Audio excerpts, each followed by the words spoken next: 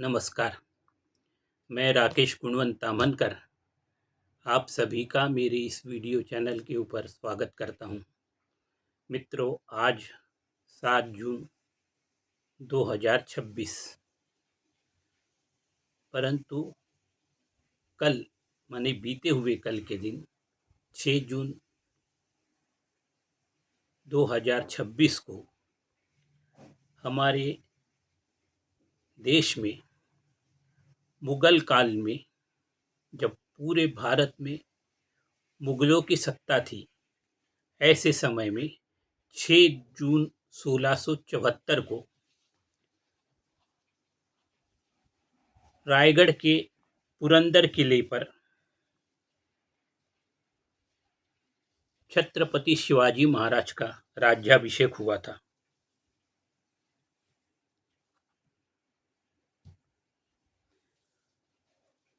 ये भारत के इतिहास में एक युगांतकारी अत्यंत गौरवशाली घटना थी।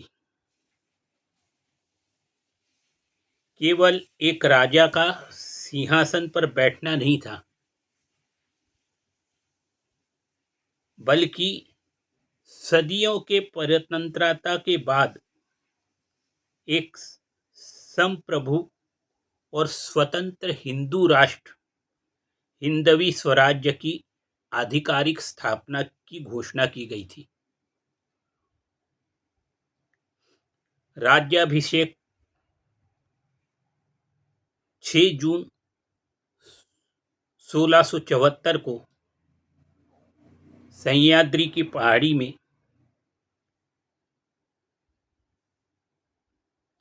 अभेद्य किला रायगढ़ पर संपन्न हुआ था।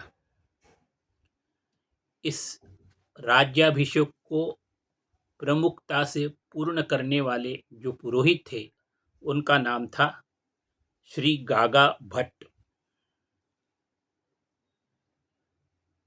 श्री गागा भट्ट ने सारे धार्मिक आयोजन किए थे। राजनीतिक अनुष्ठान का भी उन्होंने नेतृत्व किया था। श्री गागा भट्ट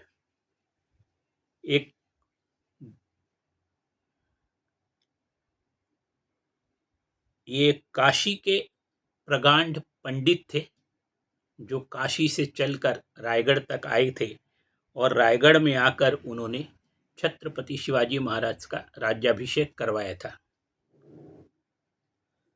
छत्रपति शिवाजी महाराज के राज्याभिषेक में भारत की 7 नदियों का जल सोने के घड़ों में लाया गया था। ये नदियां हैं गंगा, यमुना, सिंधु, सरस्वती, गोदावरी, कृष्णा और कावेरी। ये समुद्र और इसके अलावा समुद्र का जल भी था। इस सब के द्वारा मंत्रोच्चारण के साथ शिवाजी महाराज का राज्याभिषेक किया गया था। शिवाजी महाराज एक रत्न जड़ित सोने के सिंहासन पर, जो लगभग 32 मन का था, यानी 1280 किलोग्राम के सोने का वो सिंहासन था, उसके ऊपर शिवाजी महाराज ने आरूढ़ होकर हिंदवी स्वराज्य की स्थापना की थी।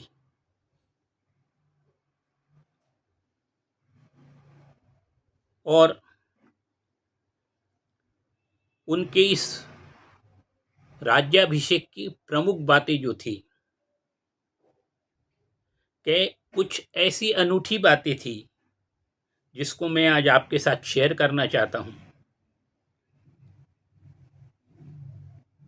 शिवाजी महाराज का राज्याभिषेक होने के साथ ही हिंदवी स्वराज्य को कानूनी रूप से मान्यता प्राप्त हो गई।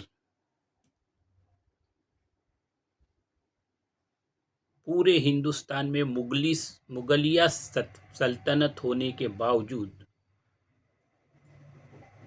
रायगढ़ जिले में हिंदवी स्वराज्य की स्थापना हो गई, इसको कानूनी मान्यता प्राप्त हो गई। शिवाजी का जिस दिन राज्याभिषेक हुआ उस समय से शिवाजी महाराज ने एक नया कैलेंडर प्रचलित किया जो शक संवत के नाम से जाना जाता है।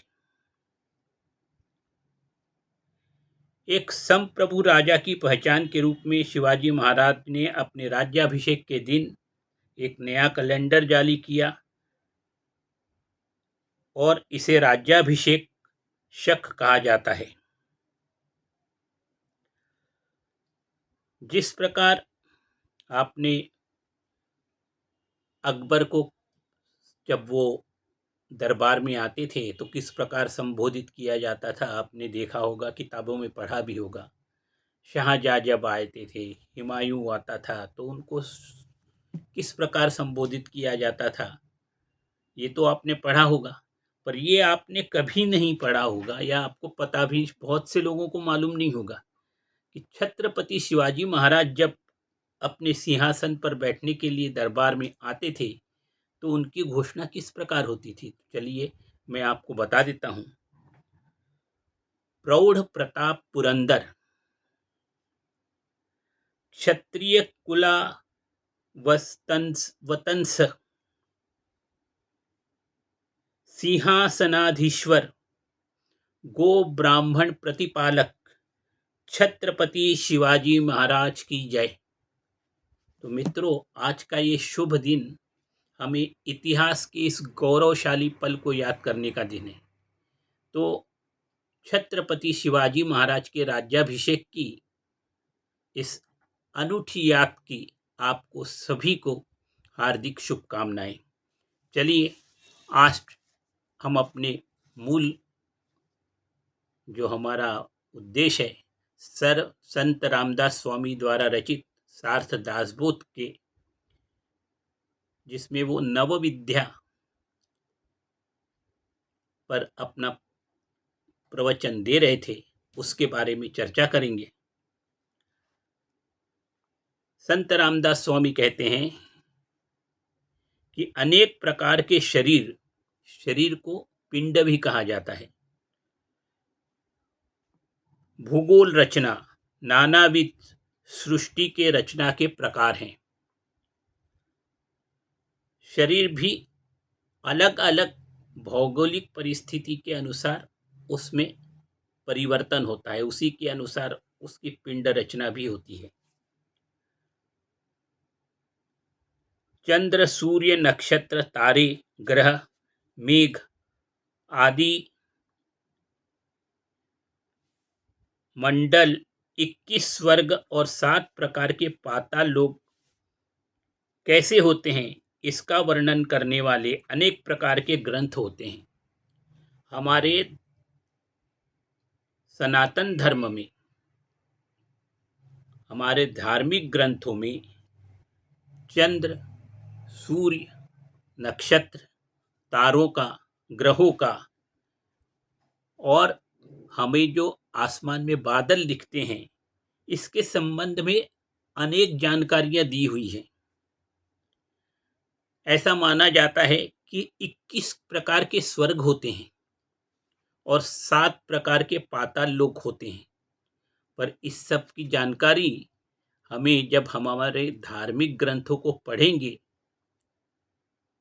तब हम उसको प्राप्त कर सकते हैं।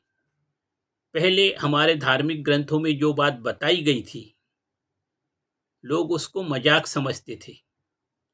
परंतु जैसे जैसे विज्ञान का विकास होते जा रहा है तो ये पता चल रहा है कि जो हमारे धार्मिक ग्रंथों में जो बातें कही गई थी वो बात अब सत्य साबित हो रही है।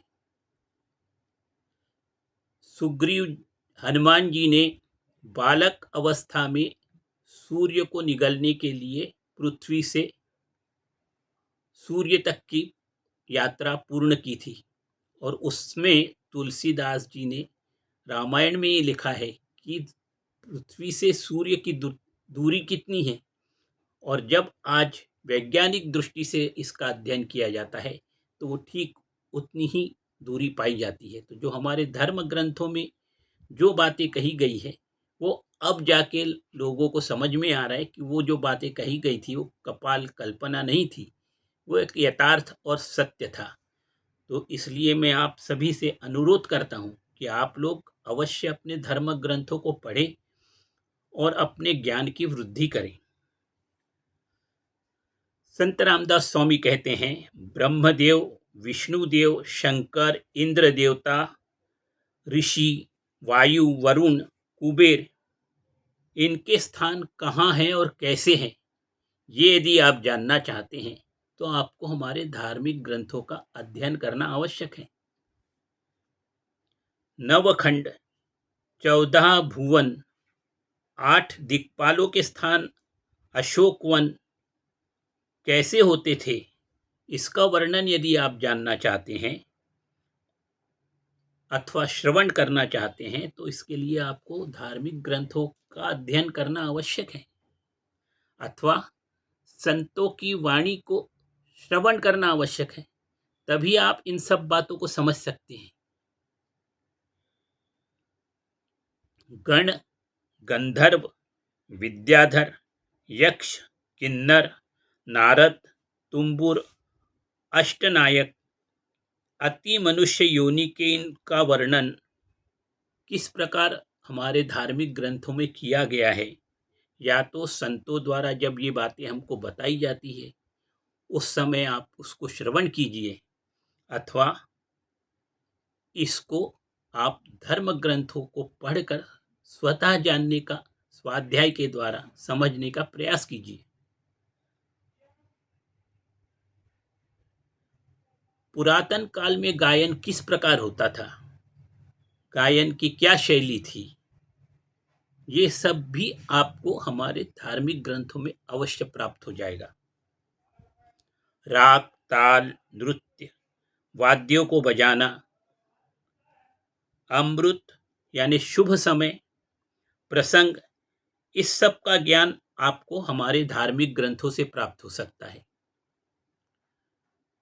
माने केवल संगीत ही नहीं, उसका ताल, राग, नृत्य, सबकी शिक्षा हमारे धार्मिक ग्रंथों से आप प्राप्त कर सकते हैं। 14 विद्या, 64 कला, सामुद्रिक लक्षण। सामुद्रिक लक्षण का अर्थ सामुद्रिक शास्त्र। ये एक प्रकार की प्राचीन भारतीय विद्या है जिसके द्वारा इसको यानी समुद्र ऋषि द्वारा इस विद्या को विकसित किया गया था और उन्होंने समुद्र शास्त्र का निर्माण किया था।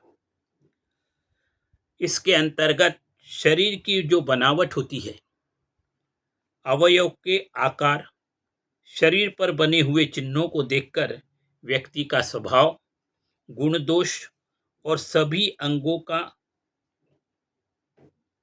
सूक्ष्मतम लक्षणों का अध्ययन करना इसकी एक कला कही गई है।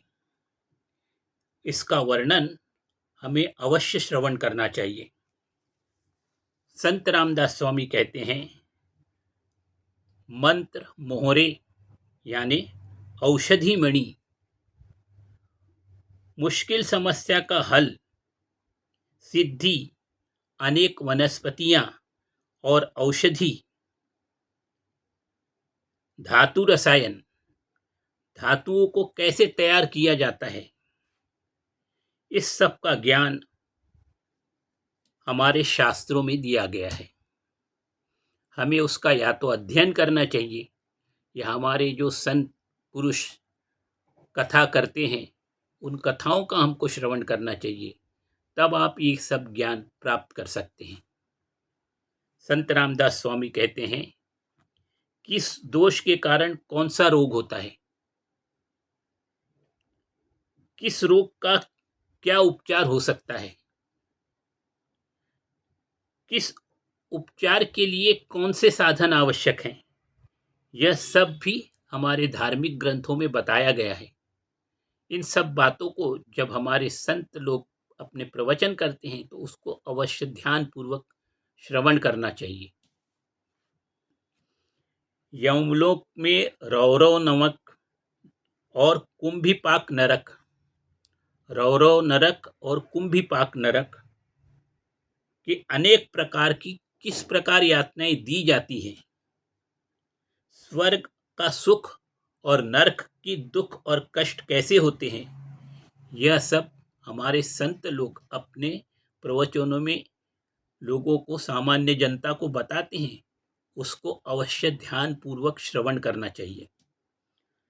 संत रामदास स्वामी कहते हैं, नवविद्या भक्ति और चतुर्विद्या मुक्ति किसे कहते हैं, हम मृत्यु के उपरांत उत्तम गति को कैसे प्राप्त कर सकते हैं, इन सब बातों को हमारे संत लोग अपने प्रवचनों में कहते हैं। तो उनके प्रवचनों को हमेशा ध्यान पूर्वक श्रवण करना चाहिए। ब्रह्मांड की रचना कैसी हुई थी, अनेक तत्वों का विवेचन, उनका ऊपरी तौर पर विचार तथा ब्रह्म माया का निरूपण, ये सब बातों को भी हमें श्रवण करते रहना चाहिए।